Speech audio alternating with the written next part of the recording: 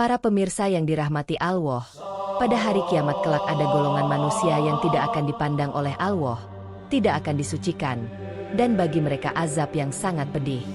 Naudzubillah, betapa ngerinya bila kita termasuk ke dalam golongan tersebut.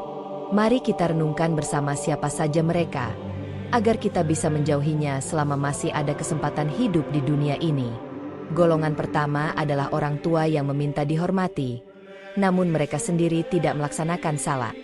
Menghormati orang tua adalah perintah yang agung. Dalam Quran Surat Al-Isra ayat 23, Allah berfirman, "Dan Tuhanmu telah memerintahkan agar kamu jangan menyembah selain Dia dan hendaklah berbuat baik kepada ibu bapa." Akan tetapi bagaimana bila orang tua itu justru meninggalkan kewajiban? Rasulullah Shallallahu Alaihi Wasallam bersabda, "Barang siapa tidak menjaga salatnya, maka Allah tidak akan memandangnya pada hari kiamat." Hadis riwayat Tabrani dan Ahmad.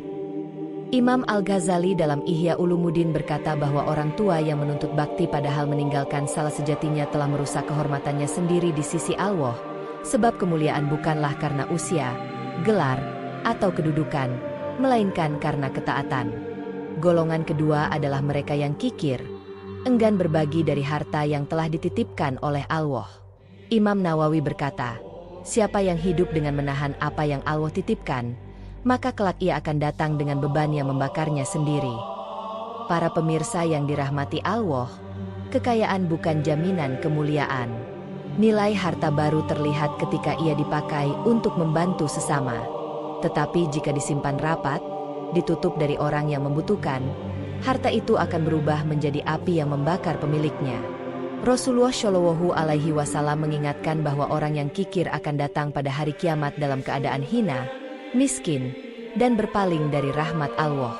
Golongan ketiga adalah orang-orang yang berzina lalu bangga memamerkannya.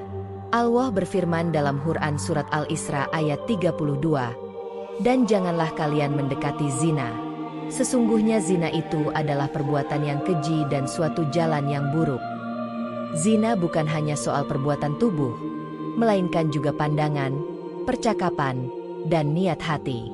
Namun betapa banyak manusia hari ini yang bukan hanya berzina, tetapi juga menceritakannya di media sosial, menjadikannya bahan tawa, seolah-olah itu sebuah prestasi. Padahal Rasulullah Shallallahu Alaihi Wasallam bersabda, "Seluruh umatku akan diampuni, kecuali orang-orang yang terang-terangan berbuat maksiat." Hadis riwayat Bukhari dan Muslim. Orang yang menceritakan dosanya dengan bangga sejatinya telah menghapus rasa malu, membuka aibnya sendiri, dan kelak di akhirat mereka akan datang dengan wajah tertunduk, tubuh terbakar oleh rasa malu yang jauh lebih menyakitkan dari api dunia. Golongan keempat adalah orang tua yang masih berzina.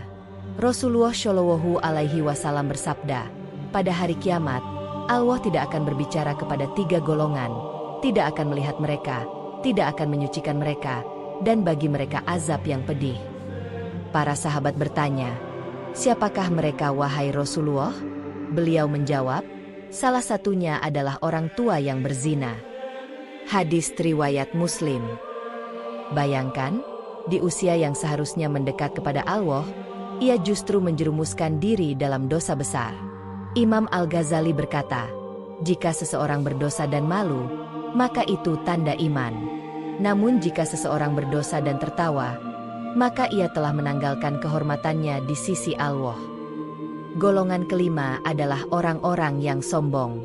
Rasulullah Shallallahu Alaihi Wasallam bersabda, tidak akan masuk surga orang yang di dalam hatinya terdapat kesombongan walau sebesar biji zarah.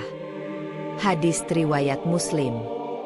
Kesombongan adalah penyakit hati yang menjadikan seseorang buta dari kebenaran dan merendahkan sesama. Bukankah iblis dilaknat karena kesombongannya menolak bersujud kepada Adam? Ada orang yang sombong karena harta, karena ilmu, atau karena kekuasaan. Namun di akhirat, semua kesombongan itu akan dibalas dengan kehinaan.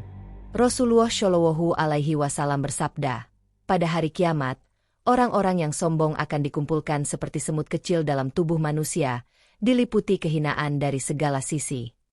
Hadis riwayat Tirmidzi. Mereka yang dahulu berjalan dengan angkuh, kelak diinjak-injak oleh makhluk lain, dihina tanpa ada yang bisa menolong. Para pemirsa yang dirahmati Allah, betapa berat ancaman bagi 5 golongan ini. Orang tua yang tidak salah tapi menuntut dihormati, orang kaya yang kikir, pezina yang bangga dengan dosanya, orang tua yang masih berzina, dan orang-orang yang sombong. Jangan sampai kita termasuk salah satunya. Mari kita perbaiki diri, menjaga salat, membiasakan berbagi, menjauhi zina, menjaga kehormatan, dan merendahkan hati. Karena hanya dengan ketaatan, kerendahan hati, dan rasa syukur, kita akan mendapat pandangan rahmat dari Allah di hari kiamat kelak. Ya Allah, jauhkanlah kami dari sifat sombong, dari dosa zina, dari kekikiran, dari meninggalkan salat, dan dari segala perbuatan yang Engkau murkai. Lindungilah kami, keluarga kami, anak-anak kami, serta seluruh umat Islam agar selalu berada di jalan yang lurus. Ya Allah, tutupilah aib-aib kami di dunia dan akhirat. Ampunilah dosa-dosa kami. Amin.